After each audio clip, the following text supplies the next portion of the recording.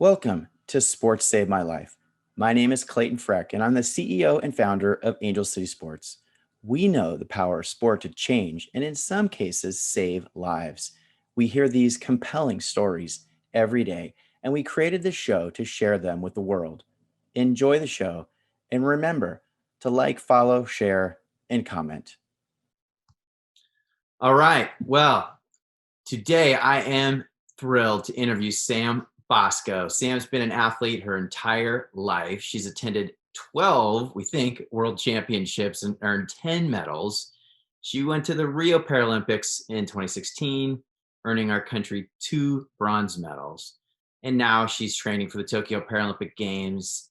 She's a dear friend of mine and of the Angel City family. Welcome to Sports Save My Life. How you doing, Sam? Hi, thanks for having me. Happy to be here.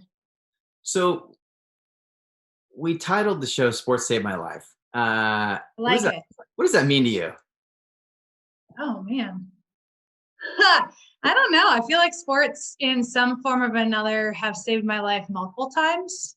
I started in sports really young with my dad, so it just kind of gave me a sense of freedom and independence because I was mountain biking. And yeah, my family and I, meaning we all rode together, but when we went through the trails, there were times when I was by myself, and I was 8, 9 years old, just cruising along, and all of a sudden you run into a moose in the middle of the trail because I lived in Alaska.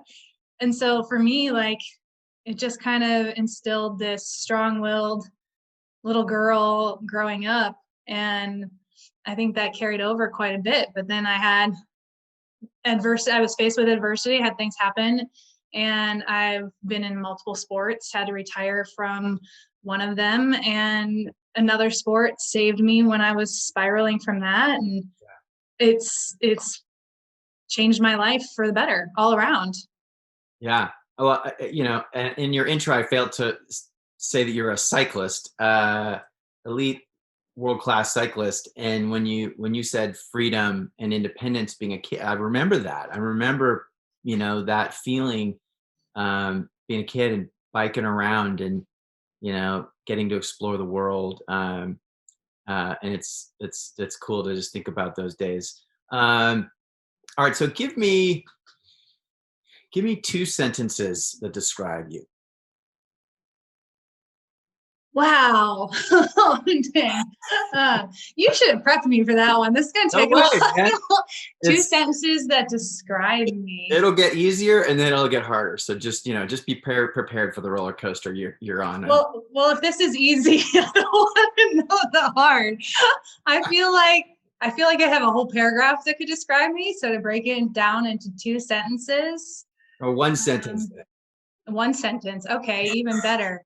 I am a strong, independent woman who overcomes adversity and still makes it out on top. That's pretty good. Thanks. Good. I like that. So take me back. Let's walk through your childhood, because I love the Alaska story, and there's some other stops along the way. But what was life like for you in those early days, and like what was your kind of awareness level around your disability, and were there any sort of like bad experiences you had along the way just related to your disability? Yeah. So for those that don't know, I was born with a bowed tibia, and a calcaneus foot that corrected itself. A bowed tibia, so yes. A curved tibia. Yep. So it looks kind of like a hockey stick is the best way that I can put it. About 2 inches of my bone right above my ankle were curved. So I had 2 ankles basically. And I don't remember much of that, having that, because I had surgery at 4 and they took that part out. So I was 2.5 inches shorter on my right side and didn't grow up thinking I had a disability. Everything was normal. It was just shorter. So I ran. How did you, like 2.5 inches even when you were little? Mm-hmm. So how did you compensate for that? Did you have a different shoe, or like, what did you do? We tried to have a shoe with a wedge in it. I just wasn't having it. It didn't feel comfortable ever. So I just basically treated it as it was normal. I didn't necessarily have I think my body compensated for it really well. So So you I had didn't, this, you sort of had a different gait then, basically. not even, not that I can remember. It seemed pretty normal. Because I raced mountain bikes, I ran 5Ks, I did gymnastics once, played baseball, like all the stuff that Yeah. everyday kids do all the time, and didn't really think twice about it. It wasn't until I was about 11 years old that doctors said I was right around the age that I needed to have a limb lengthening so I wouldn't have injuries and hip and joint problems growing up or when I got older. So at 11, Prior to 11, if someone had walked up to you and asked about your disability, like, were you aware enough about your leg, or was it sort of just in your past because it was a birth thing and you just didn't think about it? Like, what was um, your awareness level when you're yeah, before I all didn't that? think about it. I knew that I knew that my leg was shorter. But I give a lot of credit to my mom and dad because they always raised me to not see myself as having a disability because I could do anything. And mountain biking really helped with that too because I whenever I conquered a trail, I literally would think I could conquer any trail on and off the bike. So it never was something that was Yeah. as prevalent in my life and people didn't even ask, notice anything. It was just something that I was handed and we dealt with it accordingly. And did your parents use the word disability with you? No, Not really. no. Yeah. Mm-mm. That's interesting because you do in our community, you see really different parenting strategies. Um, and I think even just in this show, we're going to get to sort of wind through these different journeys and see how everyone ends up. And obviously, there's lots of different paths that people are taking to this. Okay, so at 11, you have to have some pretty heavy conversations. I mean, that's a lot for an 11-year-old to take in.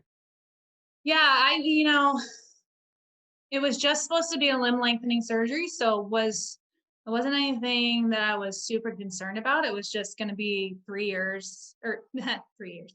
I'm getting ahead of myself. 3 months on crutches, and granted, I couldn't work out, but there were other things that I could do. And then my parents got me a road bike as a kind of a surprise. Hey, you have to go through this, but when you come out the other side, you get to have a road bike because we were kind of transitioning into all disciplines. Yeah.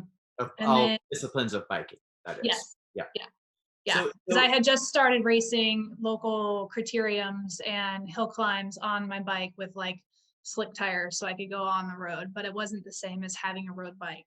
right, for sure. I know the first time I got on a road bike, I was like, oh my gosh, I didn't know bikes could be this fast, They're right? so different. It's Yeah. amazing.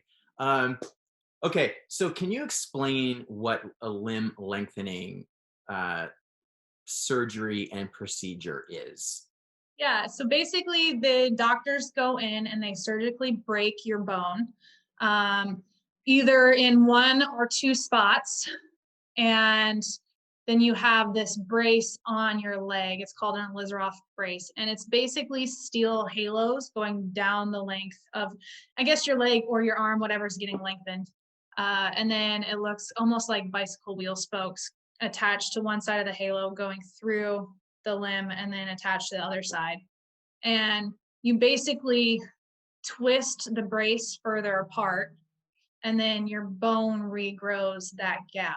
So you're basically Right, so letting your your bone is body, trying to grow and right, close the gap, and then you pull it away, and then it has to right, keep growing, right? It's like, right, right. Yeah, yeah. And so when I had my surgery, I didn't get that brace. They put an old technology brace on that was incorrect.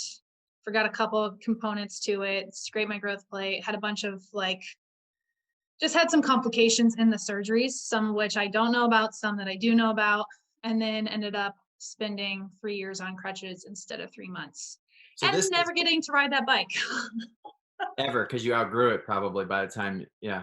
So Well, we didn't know if I would be able to walk after I got off crutches. So we actually ended up selling it before even knowing what my future held. okay, so I love talking to you because I always learn new nuggets. I didn't quite get the 3-year thing. So these are So I have a 15-year-old and an 11-year-old right now, and an 8-year-old, right? So these years, 11 to 14, to spend on crutches. I mean, like, what was going through your mind? I feel like that was when I realized that I had disability, that it was a thing then. Um, at first, I didn't think anything of it. It was a little weird that like I couldn't get the brace wet. I couldn't work out with it. I couldn't even go in like a swimming pool with it, they said. Um, so that part was weird, but you learn to compensate for you feel something like I'm notorious for it. If I'm not doing one thing, I fill it with another thing. So for Started me, making like, candles back then at 11 years old, right? yeah, totally. Um, so I would just read a lot. My brother was pretty young, and I love my brother. I adore him so much. We're 9 years different, so it was kind of fun to like just get to interact a little bit with him. Wait, But I how read a so lot he's younger. younger. Yeah, yeah. Oh, so he was just a little baby, a little toddler. He was about 2, 3, 2. Yeah, between So two. that's a silver lining that you sort of Yeah, got to spend some quality time with your brother. But like, yeah. uh, I mean, I feel like there's good and bad with every situation because while it kind of stunk and had a lot of bad, like my family and I became best friends even more than we were before it. And I got to have that time with them, and I'm a different person because of it. Like I wouldn't change what I've gone through at all. was it hard? I mean, like, I just watch my kids navigate junior high and early high school. It's so hard socially, and the friends. Like, what did happen to your friends? Like, were they with you? Were they supportive? Did they not really understand? Like, where were That they? was that was the worst part about it, I think, because when I first was having surgery, I had a really good girlfriend who I actually am still friends with to this day. Oh, But we were close. I later found out that I helped her deal with a lot of trying time for her, and in a way, she helped me deal with my trying time. But we ended up moving to New York when I was 12 and still on crutches. That was when I actually had the Elizarov brace on after we found a doctor who tried to basically worked with what he could to try to yeah, minimize what damage I had. right. And so we moved to New York because he was in Maryland and it was just easier commute. My parents were tired of the winters in Alaska. And so I left at 12 and left my friends there. I left people, and I didn't necessarily have anybody look at me different or think of me differently when I had surgery and was on crutches in Alaska. I actually had a lot of people that were helpful. Hmm. Um, it was when I moved to New York that it was just kind of a nightmare. I was picked on, people looked at me funny. A couple teachers picked on me. Your It was teacher, rough. your teachers picked. I mean, come on. Yeah. Yeah, I had one teacher give me a name that I just like it was just hard. And I would go home and my dad would actually come into the school and pick up my backpack because it was too heavy to carry with Yeah. being on crutches. And I would just remember like trying to not cry in in the school and wait till I got out of out of the schoolyard even to let it all out kind of thing. But that Oh, was rough. So honestly, I don't have fond memories of that time in New York just because people are vicious. Kids are vicious. They and, can and be.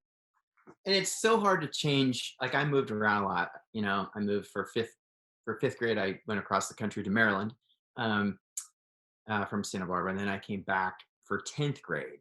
And so, like, just awkward times to be moving. Not that there's ever a great time. Yeah. But it's hard, right? Like, that transition, and then you're on crutches, so you can't even show that you're athletic and you're out there. Like, you're really stuck. Yeah. Yeah. Oh Yeah. gosh. And it didn't make it any better because when I got off crutches, I used to rollerblade all the time. And then when I got off crutches, I wanted to get back into doing something and being active. And so I got on some roller skates, rollerblades, I think they were actually. Um, and I was rollerblading just around the house and I fell down and I broke my leg because it was so fragile. And I was terrified. I can still Broke. remember asking my mom for help just to get me to my room because I was just hurting. And I knew it was broken and I just didn't want to say anything. So I sat in my room, like trying just to will it back together so that I didn't have to be on crutches anymore. And I finally told her. So then I was on crutches again for a little bit for my leg to heal. Oh, Yeah. oh, that's so brutal. Yeah. I Oh, haven't been on rollerblades since or roller skates. I mean, they're kind of dangerous to begin with, right? And then you know, I don't know. It looks dangerous. I'm not a rollerblader, but Oh man, I loved them. I loved them. really. I even had a roller skating birthday party. Oh my gosh. Maybe you got to go back to that. Maybe there's like you Yeah. know, a Santa Monica, beach day, you know, blading down the boardwalk. Yes. Perfect. Future. Okay, so this feels like a real like bottoming out, right? This period where you're on crutches and you can't be a kid and you've had to relocate and you've had the surgery and then you break your leg. Um, and to the extent that you remember, like talk to me about what were the elements that sort of helped you rise, helped you kind of pull through. Sports. You got you Sports got and my back parents. you got back on the bike. No, I didn't actually. I got on an erg. I got on an indoor rowing machine. Ah, okay, got it. It started out as some form of rehab for the movement I had in my ankle because part of the permanent damage was I lost pretty much all of my cartilage in my right ankle. So it's bone on bone. I have 8 degrees on a good day of flexion. And so, But for, pre-surgery, you had a fairly well-functioning ankle. yep, Right. yep. So we got an erg so that I could have that constant back and forth on the ankle to keep whatever movement I did have still there. And I think my mom really noticed how much I loved having that in my life. So she kind of pushed me to try this learn to row program where I got to actually row in a boat and with other people that were learning. So we were all kind of the same ability, if you will, the same level of knowledge. And that kind of progressed from there. I fell in love with the sport and the sport helped me. My parents helped me. I don't think I ever sat too long with a woe's me kind of attitude. Like my mom was always kind of adamant and like you can feel it, you can feel sad for yourself, work through those emotions, but at some point give yourself a cutoff and at some point you have to keep moving forward because you can't change what happened to you, but you can change what you do with it. Yeah. Yeah. All right. So pulling out, right, of this tough period, sport and parents, pretty good formula, right? Talk to me about where rowing takes you. Oh man. It's funny. I think there was I think for me rowing was 100% my outlet. It was the one place where I felt like I could be myself and feel strong. And I gave it everything I had. I dove head first. My dad started rowing, my brother started rowing. Are you serious? Granted, yeah, they weren't in the boat. They did it on the indoor rowing machines and I was the one who took it and went on the water. But we all kind of started rowing right around the same time. And to this day, my brother still has like crazy back muscles because he started doing it at 5 years old. So he developed like Wow. these insane muscles in your back that I didn't know you could have even. Like at one point it looked almost like a skull. It's crazy. So I think it was like just that outlet for me. And then I had a coach at pretty early in my career tell me that I wouldn't make it as a rower because I had a disability. And Wait, it kind of, straight up just said, yeah, because you're yeah, disabled, you're not gonna make it. in one way or another, yeah, basically. And it kind of lit a fire in me that I was like, okay, you can't tell me that. My dad can't tell me that. Like nobody can tell me that. My mom, my brother, like not even anybody close to me can tell me I can't do something, and they never would. And the only person who could tell the only person who could tell me what I can and can't do should be myself. Yeah. So I was like, watch me in my Wait, head. what, how old, what was that in high school? When was that? Um, that was sophomore year of high school. Oof. I think I was 15. So you're just coming out of this Oh yeah. period. It's not like, right? It's not Yeah. even, you're not even probably fully back yet. And then this guy like tries to swat you down. Yeah. It helped, but it sounds Yeah. like it helped you. Oh yeah, for sure. Because when I first got off crutches, like I didn't want anybody to see the damage that happened to my leg. Like I wore pants in 90-degree weather because I didn't want anybody to notice And it gets the hot difference. east, man. It gets hot Yeah. back there. Yeah. And then when I was rowing and I did that learn to row program, I realized nobody was looking at me and my leg. Like we all just wanted to learn how to row. And so I felt an instant sense of camaraderie, Mhm. and then got smacked in the face, metaphorically, with somebody like pointing out that I had a disability. Yep. And in a way, it was like, well, yeah, I have it, but watch what I can do with it. Right. So I feel like looking back, if I ever ran into this coach, I would thank her. But at the time, like I wanted to punch her in the face, even though that's wrong. So I made it my mission to excel at the sport and made it my mission to prove to her that she was wrong. And somewhere along the way, I went to proving to myself that I could do it regardless of what circumstances I had. And so that it truly, truly helped. And then my brother, he's the all-American, if you will. Like any sport he tries, instantly good at, to the point where it's frustratingly annoying. And of course I'm like 16 years old and just annoyed with it because I want that for myself and I'm just jealous. But at the same time, like I could feel him looking up to me. And he's the sweetest kid because like if I was having a really rough day, he would even just come in my room and just sit next to me. Like he knew when I needed somebody. I Mhm. love that. He knew when I would need somebody, but didn't have to talk. So he would just like sit next to me. And so he's helped me even to this day because I always want to be somebody he looks up to and admires. Mm. And I think that plays a lot in what I continue to do with my sport. And that played a lot in with rowing because I wanted to be good. And I wanted to be a good example for him also in Mhm. some way. And I wanted to make my parents proud. Still want to make my parents proud. That I'll always want to make my family proud and my husband. There you go. Yeah.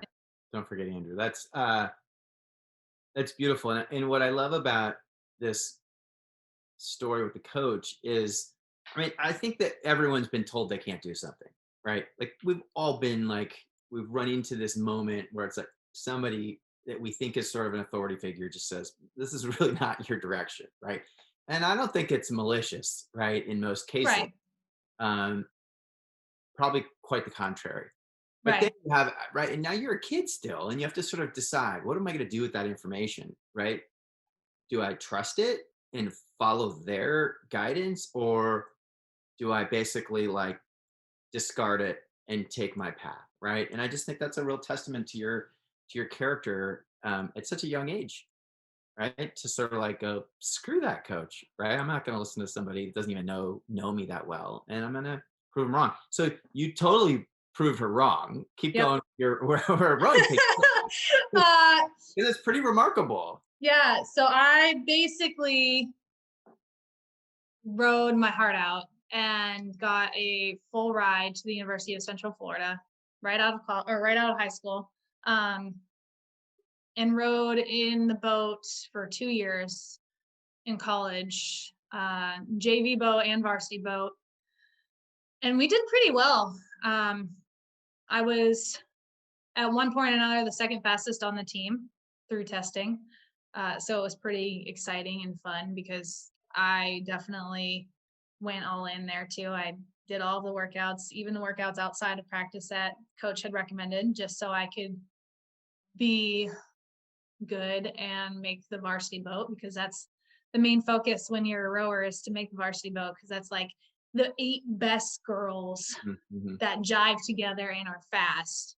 And so that always became my mission. And I had knee damage because of it. Like, I gave myself knee pain because my ankle can't take all the force in a rowing boat, Mm. because I could adjust, because I still have an inch discrepancy and I could adjust for that on the ergs, but I can't adjust for it in the boat. And Oh, that's interesting. yeah, so, and I didn't know about para at all. My rowing coach in college didn't know about para. Like, it just was not on the radar. So there was no attempt to try to create it so that I could Mm. row without pain. And so it didn't happen. So I just did, and I kept rowing with pain, and I kept making the pain worse. But I wanted to be a rower, and I wanted to prove that I could be the best, and I wanted to be the best. And then one day I just couldn't walk, and my mom had had enough, and I was basically in tears after rowing practices because I was in so much pain with my knee, because all of the force jumped my ankle and went to my knee. So I got every form of tendonitis you could get, any kind of damage you can get. I still have a slight meniscus tear. And so I went to the athletic trainer, and they recommended rehab. So I spent a whole semester with a rehab specialist trying to get something happening so that it can make it better. And that whole 3 months, the rehab specialist and my mom were convincing me that I needed to stop rowing so that I could keep walking when I was older. So And this I is ended like, up retiring. is this junior year in college where this kind of went down? Sophomore. Oh, the sophomore. Sophomore. Yep. My spring semester of sophomore year. You So were I in. was just finishing up sophomore year. So I ended up retiring from rowing that summer. I always think, like, especially those athletes in our community that grow up with a disability, I feel like they live multiple lives. Like, and this is, I mean, you're so young still. You're not even 20 probably, or barely 20, Yep. right? I just turned 20. And this, like, for an athlete to have to retire and hang up the oars, I guess you would say, as a rower, um, gosh, it's got to be brutal. Oh yeah. I still have a hard time talking about it sometimes, because I didn't want to retire. I didn't want to quit. I wanted to And finish you're out good. all 4 You're a years. college rower. You're making the varsity boat. Like, it's happening, right? Yeah. And in some part of me felt like that coach that told me I couldn't do it was right. And I struggled with that. Like, I struggled equating that I had made it by getting that scholarship, because I couldn't survive the 4 years. Sure. And so that part, it was hard to, like, take in the fact that, yeah, I couldn't do it. That door was closed. There was that limitation there. But I've learned since then that doors close, windows open. I'd like to take a quick break to show you how you can get involved as a volunteer with Angel City Sports.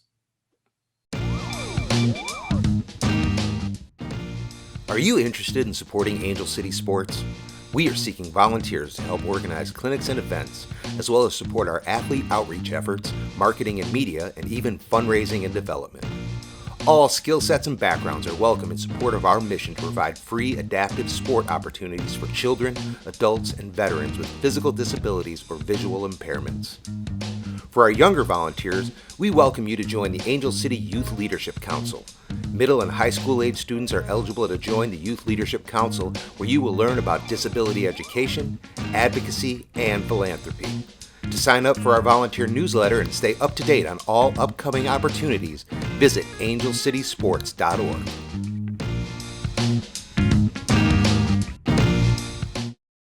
When do you get back on the bike, and when does that journey kind of start? Oh man, I feel like my parents are great. I love my parents so much. My dad this time was the one that was like, okay, we're not going this route, because I definitely felt like I was shown a limitation when I had to stop rowing. Yeah. And my dad was not having it. So he got me back on a road bike because he knew that was my first love. Like that was my first dream that I could ever remember, was being a professional mountain bike racer. Mm-hmm. So he knew that I loved it from an early age. And so he kind of pushed me to get back on a road bike. And that was, gosh, probably months after I ended up retiring. Like it happened pretty fast. It felt like forever, but it happened pretty fast. And I went for that first bike ride and I was all smiles. Like, granted, I rocked back and forth a little bit, and I was on my dad's old bike. The saddle was all the way as low as it can go, and I was wearing my mom's old shoes and my dad's jersey that's way too big for me, and just in love with life again, and realized like, yeah, I didn't have to be a rower, but I didn't have to not be an athlete. Right. So my dad got me on that pretty quick. And then it took a while. It took a while to figure out how to make it work, because I did rock back and forth because of the leg length discrepancy. So I was starting to get some hip pain. And so my dad did extensive research, found out about a company called Speed Play that offers the ability to build up the cleat in your shoes. And then we played around with that and figured it out and got to the point where I could ride without having that pain. And I started training consistently a few years later. And you were kind of on a path to in competing when you were young, and so now you kind of get back into competition, right? Oh yeah, I'm too competitive to not do something competitive. So when I started riding again, my dad started riding again, and because he's forever one of my training buddies, he's been my first, and he's always willing to go for a bike ride with me. So we started riding again, and found some local training criteriums and started racing, just see how it was. And I was hooked. Again, all in, and started racing in 2011. I started racing able body. Yeah. And went full on. Like I started working with a bike race promoter, and went from a category 5, which is like the newbie of cycling, to category 1 within 2 years. And category 1 is the highest category you can get to before signing to a pro team. And that's where you got. Mm-hmm. Yep. To this day, I'm still a Cat 1, able body. Right. Which is so cool. So at some point, you guys find about the Paralympics, right? Like, yeah. Like what was that? What was that? Because I love those stories. They sort of frustrate me because they seem to happen randomly, and they often happen later in life than they probably should. But Yep. I still love the stories. Yep. It was 2012. This was when I was working with the bike race promoter. His name is Tim. And we had become really good friends at that point. And we were sitting in his race trailer. He has this nice getup for all of the races in Florida and Georgia. And there was a bike race called the Webster Roubaix, that they didn't have a women's category for. And then there was a bunch of gravel with it. So it was like this extreme race. And I didn't necessarily feel comfortable racing it because I occasionally race with the guys. And so I ended up just working registration. So we were sitting in the race trailer, and Tim had put on the 2012 Women's Olympic road race, so right around that time. And we're watching it, and just out of the blue, he says, you could be there. And I laughed. I looked at him and I said, okay, I race with a leg and a half on a good day. There's no way. And he's like, but there's Paralympics. And I had no idea what he was even talking about. And I was like, what's that? And so he explained it a little bit more, and I went home and I looked into it, and I looked up all of the classifications, and realized that I could probably do it. And then I came out of my room and told my parents, and my dad was like, no, not having it. And because he didn't want me to feel like I had a limitation Yep. and I didn't have a disability. And so was like, you don't need to do that. You're doing well how this is. And so I went and I thought about it and I still wanted to try it. And so I told my mom and my dad, and my mom was like, all right, let's go. And so we found a race in April of 13 in Greenville, and we had a mother-daughter trip. She drove 9 hours, took all her work stuff, and we stayed at the hotel for a week. It was a fun trip for sure. And she would follow me around like a Paralympic bike race. it was a paracycling open. They were testing out some courses for the World Championships, which would be there the next year.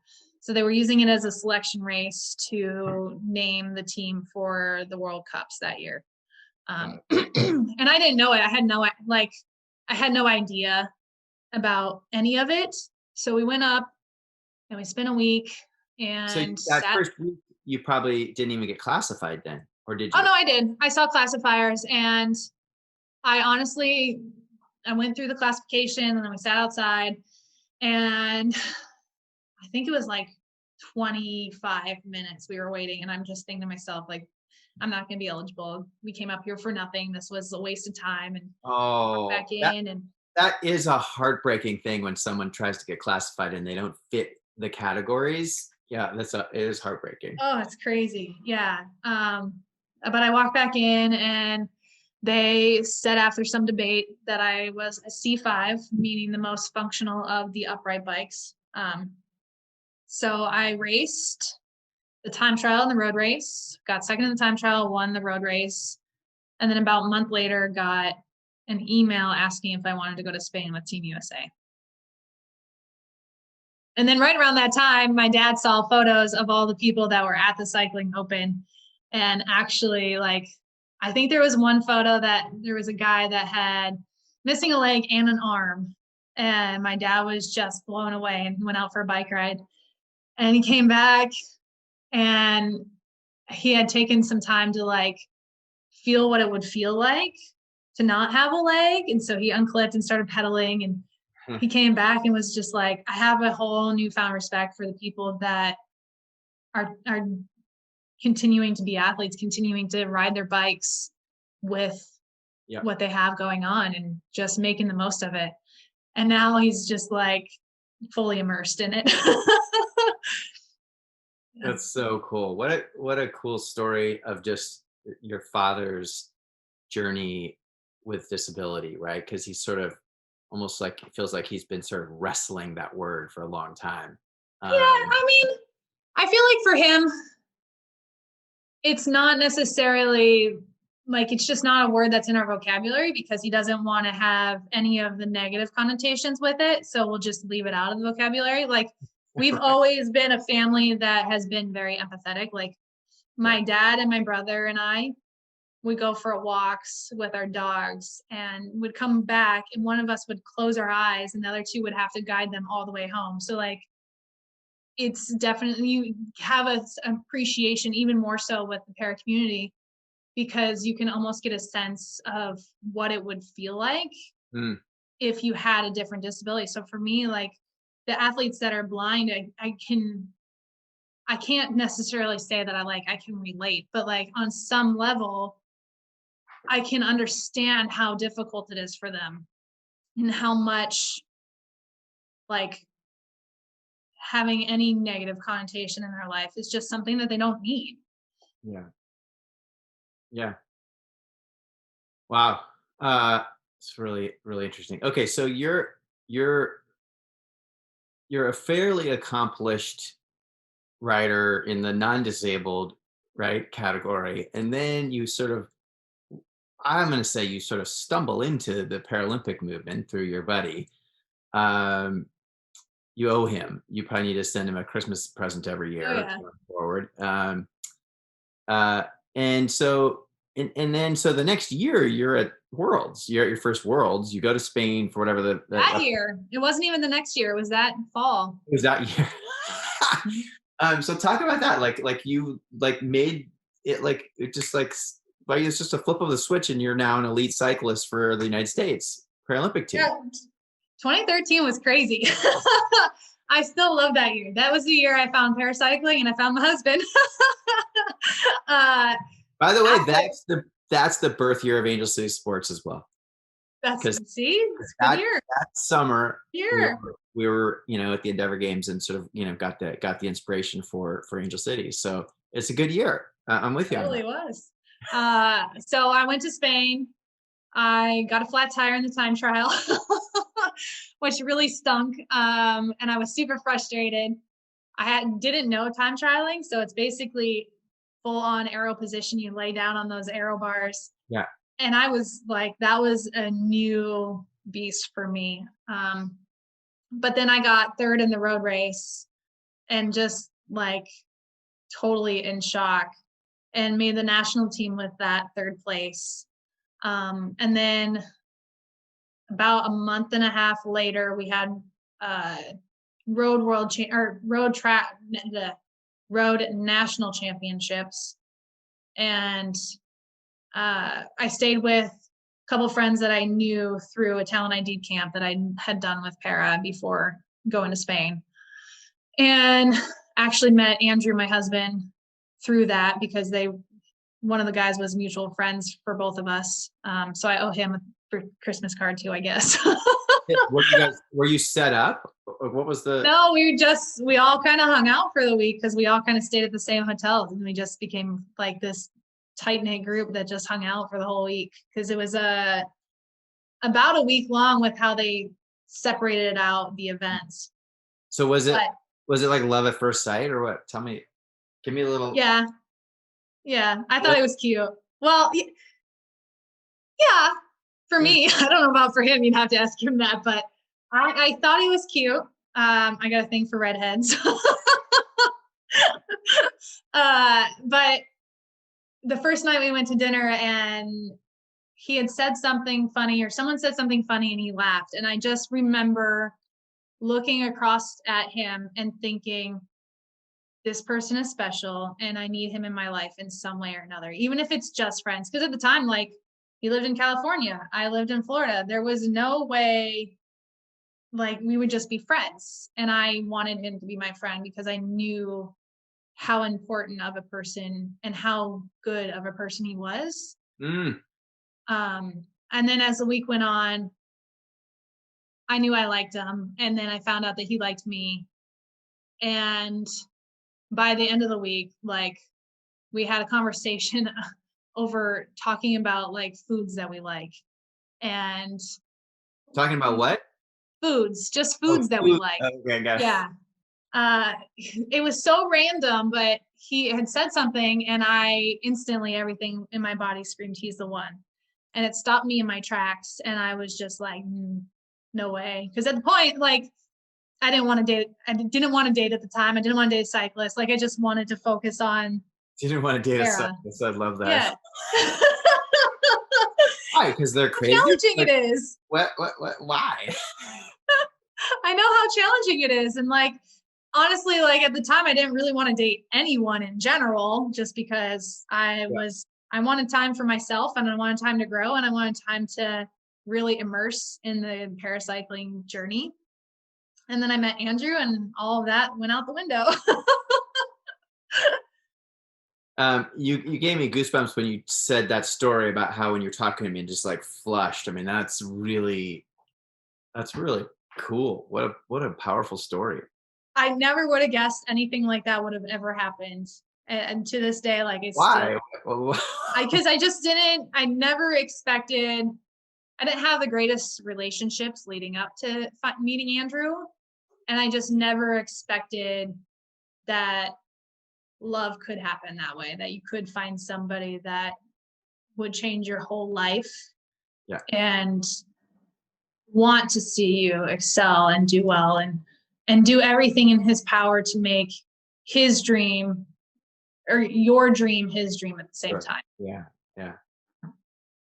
So I mean, you just did a really good sales job for the institution of marriage. I mean, I love it. I love it.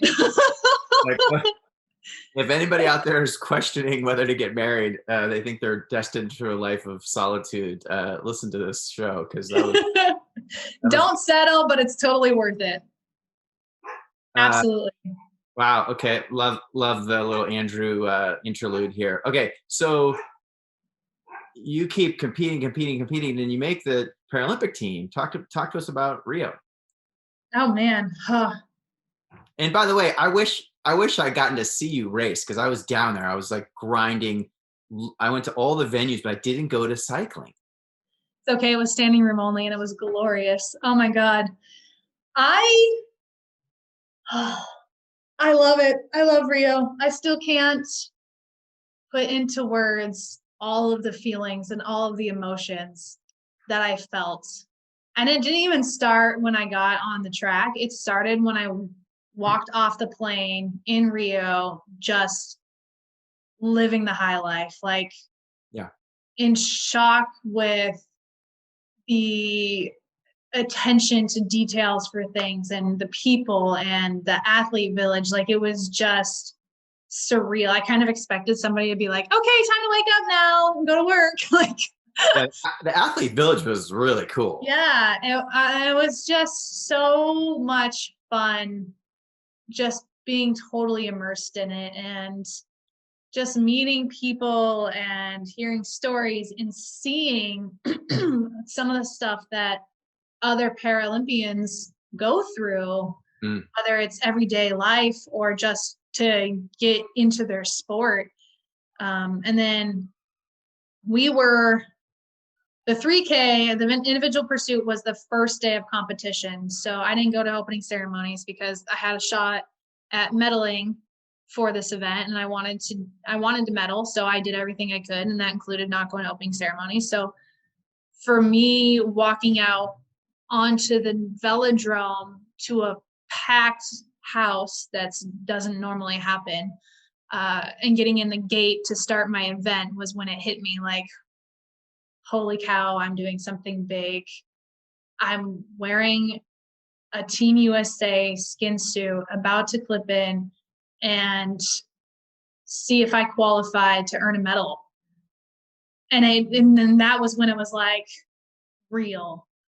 And then we have a countdown. Once we clip into the gate counts down and then it releases you at 0. And so it starts beeping. It beeps once at 10 and then it beeps from 5 to 1. So that you can time the gate.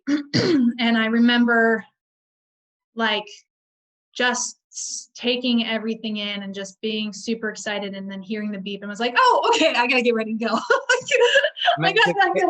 It's a nice thing they give you the 10-second beep, right? It's not like 3, 2, 1. Yeah, that helped a lot because I was like, oh, I'm still racing. Like I gotta do this first. That's like the bucket of cold water. Like, okay. Yeah, and I qualified in 3rd, so I had made the bronze medal round, and that was going to be in the afternoon. So I went back to the village, hung out, and then came back and got ready for my race. And I was up against a girl from Poland, and I just remember being calm for how chaotic it should have been. I was going to say, like, it makes me nervous thinking about being in the whatever, like behind the gate and the beep beep. Oh, that like it kind of freaks me out a little bit. What was your mental prep, or you just kind of had like just a calm coolness to you? I've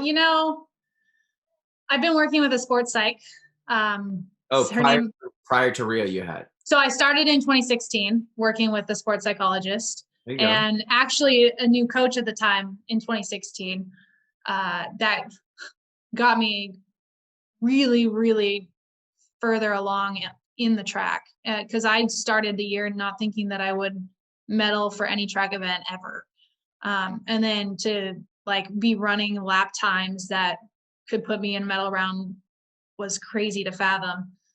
So that all happened the year of 2016 then. So within 8 months, the games are in August, you've made a lot of progress. And so some of it was mental as well.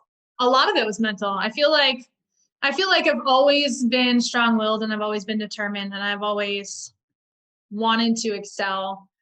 And I remember some events just having this era of, or like this aura of just being calm. Mm. And then I started working with the sports psychologist, and we did a lot of work and we went through a lot of stuff, a lot of hard stuff, a lot of mindfulness. And I just remember like getting to Rio, knowing that I was there for me and no one else. And it was interesting leading up, because leading up to it, I um, I was on a bike ride with Andrew actually, and we were talking about Rio, and I was a little nervous, telling him I was a little nervous about doing well and all of that. And he said, "You made the team. Like you did what you set out to do. You wanted to make the team." And it got me thinking, like, I was 9 years old and I wanted to be a professional mountain bike racer and travel the world racing my bike. And I'm traveling the world racing my bike. Not a mountain bike, but it's still Still pretty cool. same road, like same destination, different road. It went from dirt to asphalt, like literally. Right. But here I am, like it was in that moment that I realized I fulfilled that 9-year-old girl's little dream. Like whatever happened in Rio was just icing on the cake. Yeah. And so when I went to Rio, it was just like, I'm here for me. I'm going to do what I need to excel. I'm going to have fun. And I was just in a state of just enjoying it and taking it all in. Like you only get to do this once, you know. Yeah. And medals or no medals, you still have that experience. And so for me, I feel like I was just in a constant state of happy, a little bit nervous, but also like whatever happens, happens. As long as I give it my best, Yeah. I can't go home upset. I love that. I love the way you were able to sort of get back to your childhood too and your early dreams. Because I always like to say, like, in our community, you still have to dream. You still need dreams. If something happened along the way, like your disability sort of all evolved and got more challenging for you, but like the dreams just have to evolve a little bit too, right? But it doesn't mean they go away. So I love that. It's like just a shade off of what you were thinking, but man, it's pretty cool. Let's take a quick break to learn more about the Equipment Loaner Program at Angel City Sports. Part of our mission at Angel City Sports is to eliminate all barriers to participation in adaptive sports. Providing free adaptive sports equipment is a major component to this objective. Each individual piece of equipment can cost more than $3,000. Can you imagine if running shoes cost that much? So we're building an inventory of adaptive sports equipment to support our clinics, competitions, partner programs, and to loan out to emerging local athletes. Currently, we have racing wheelchairs, throwing chairs, and sport wheelchairs, perfect for tennis and basketball. If you or an athlete you know need a piece of adaptive sports equipment, visit the Equipment Opportunities page at angelcitysports.org. If you are interested in donating equipment or supporting the Equipment Loaner Program, email us at info@angelcitysports.org. Okay, so this is a question that's really important to me. It's really important to Angel City Sports. It's really important for me and our organization to sort of unlock this and crack it, which is self-acceptance. And because my belief, right, is if you don't accept yourself, then where's the self-confidence coming from? Where's goal setting? Like everything after that is going to be a mess, right? And I get there's different journeys, but like for you, where are you in the process of accepting yourself for exactly who you are? Like when did that, and when do you think it really like took root for you? I love myself. I am fully in love with myself. Let's be real. But it was That's the definitely best answer. I love that answer. thanks.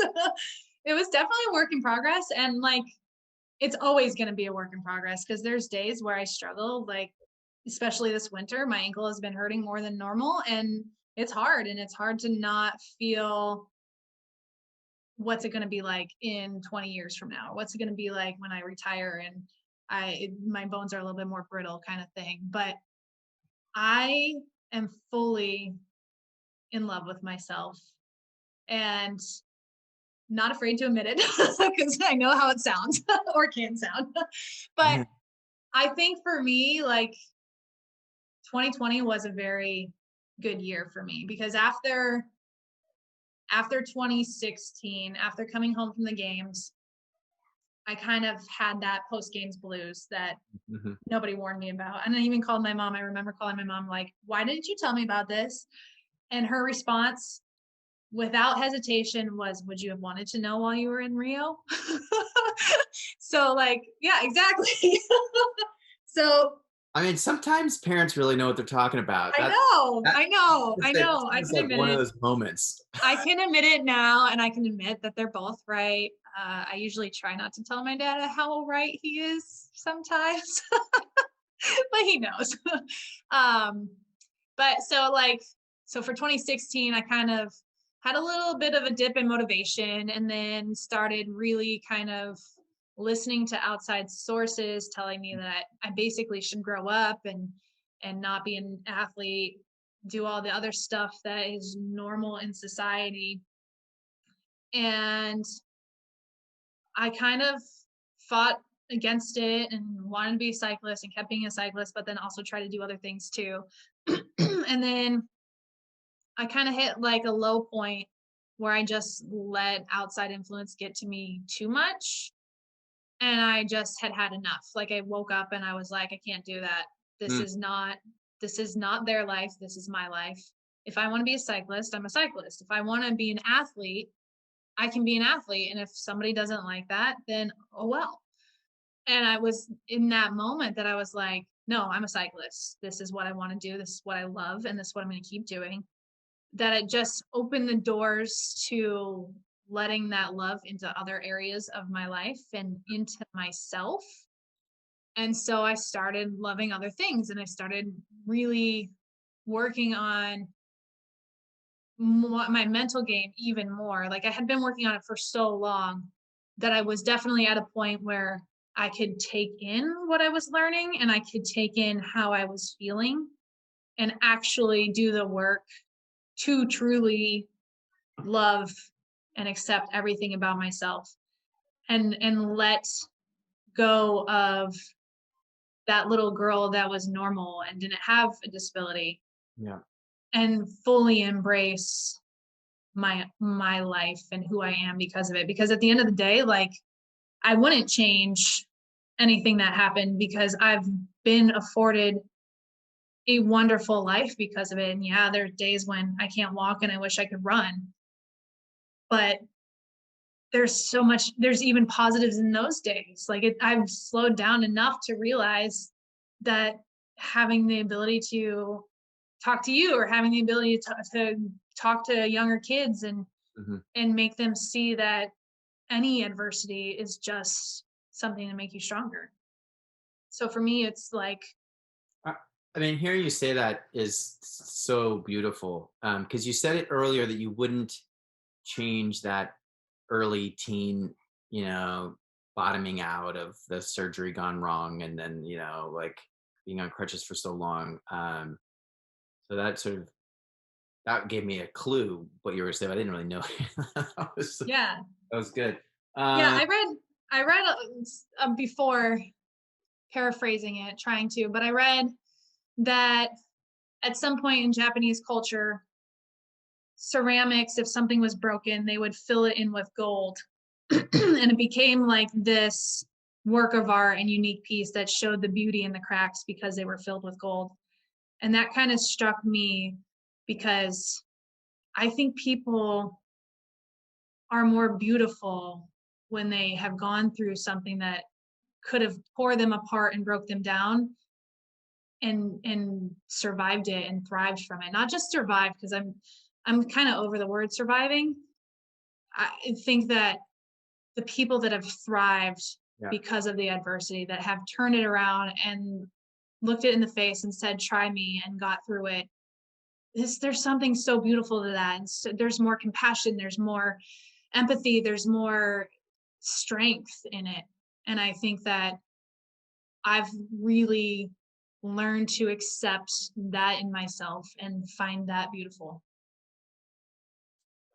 Amazing. What do you say? Let's say you sort of stumble onto a family with a little girl that has something different with her body. What do you tell them?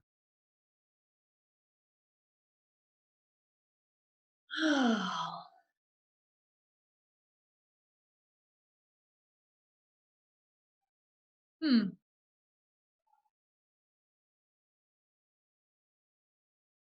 That's interesting because I feel like I've had a couple parents reach out to me that have younger children going through needing limb lengthening surgeries and have like watched my progression. And granted, I'm a rare case because most limb lengthening surgeries, there aren't complications. I just had complications. Right. I feel like for me, if I were that little girl, I would have wanted to hear everything my parents were telling me at the time and just wanted to hear that you'll be okay. Regardless of what's happened to you, you will find something you love and you'll be okay. Mm-hmm. And my parents were really good at making me know that I was still a strong little girl that can grow into a strong woman that could do anything she wanted to do. I'd be remiss not to mention the organization behind the show, Angel City Sports. Here's a little peek into what we do and why.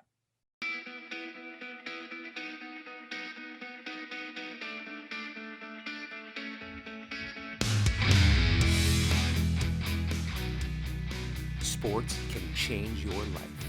Let the Angel City Games presented by the Hartford help change yours or a future athletes you know for the better. From swimming to track and field, wheelchair basketball, or archery and more, there's something for everyone. We have Paralympic coaches. We have the equipment. All you need is the will to learn, and we will teach you the rest. In 2019, the Angel City Games presented by the Hartford welcomed over 400 athletes, 900 volunteers, and 2,500 attendees. Join us to make the next games our biggest and best yet.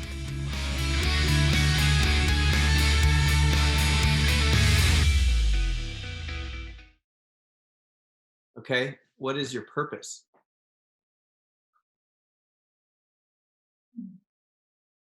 Leave an impact on others' lives. Okay. What are your dreams? To win gold at the Paralympic Games. Want to say it again? To win gold at the Paralympic Games. And more world championships. I like jewelry. It's more gold-colored jewelry. Right? I want somebody to look at my life,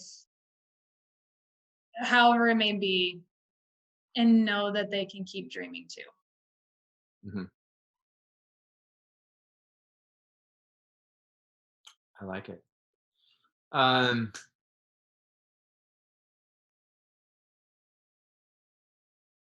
You've kind of answered this, but is there something that we haven't talked about that you feel like your disability specifically has taught you?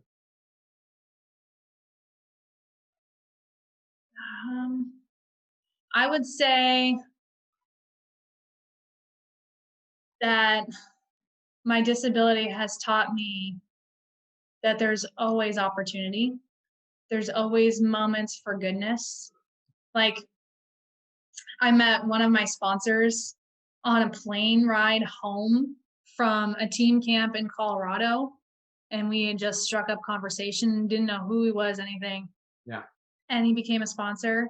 I met another lady at an event who I had, unbeknownst to me, was talking to on Instagram even, and turned out that she owned a car dealership, Crown Toyota, and sponsored me with a car this year, just from striking up conversation and getting to become friends. So I think that the biggest thing it's taught me is that there's opportunity in the world for everyone, and they come in unexpected and expected ways. Mm-hmm. And to just be open-minded. Like, it's taught me to be open-minded. It's taught me to not be so quick to judge, because people struggle with everything. Some things you can see, some things you can't. And it's Yeah, taught me. we often refer to you, right, as someone that has sort of this invisible disability, which is not really true, but like Yeah, you but it is. Yeah.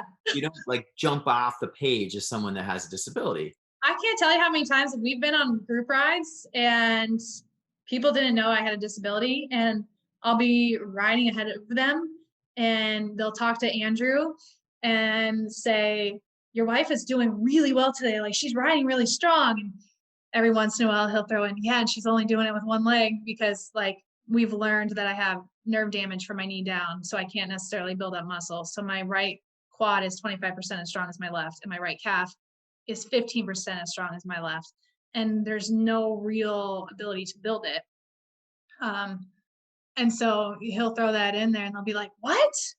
And so he gets to have a good laugh with that, and then actually get to show somebody the world of paracycling, and then because now he's opened their eyes to somebody with a disability still being an athlete, and then they can take in the whole para athletic world that they didn't know about before because of some random conversation during the group ride. Right. Right. Yeah. No, I mean, listen, I think that's one of the things that we all have to do. We all have to own it, which is sparking those conversations every way possible, right? At every twist and turn of life, whether you're in the grocery store line, you're in a group ride, whatever. Like, because people don't know, they just Right. don't know about this world, which means 99.5% of our people are not engaged because they don't even know we're here. They don't even know they could be an elite cyclist, right, on one leg or one arm or blind, or they have no concept of these things. Right. And I think that's the biggest thing that could spark change throughout the whole world, regardless of the topic. Like, having simple conversations, I feel like, could just expose things even more and have the freedom for people to be a little bit more open-minded and to take in something new. And traveling has helped with that too. So I think disability has also helped in that sense, because I've gotten the opportunity to travel and see different countries and come back more open-minded and more genuinely intrigued on other people. So listen, I think that's it, Sam. Unless you got something like another just bomb nugget to drop. I've learned more about you, not just the candle making, but I'm so grateful to have spent this time with you, and so grateful for you being so vulnerable and transparent with your journey and your story and your struggles and your triumphs, and just so proud of who you are and so proud to be a friend of yours. And you're part of like a whole series of interviews we're doing and shows we're doing leading up to Tokyo, and so we'll be watching for you in Tokyo. And have a great games, and just thank you for being you. Thank you. I appreciate that, and I'm happy to share. So, what an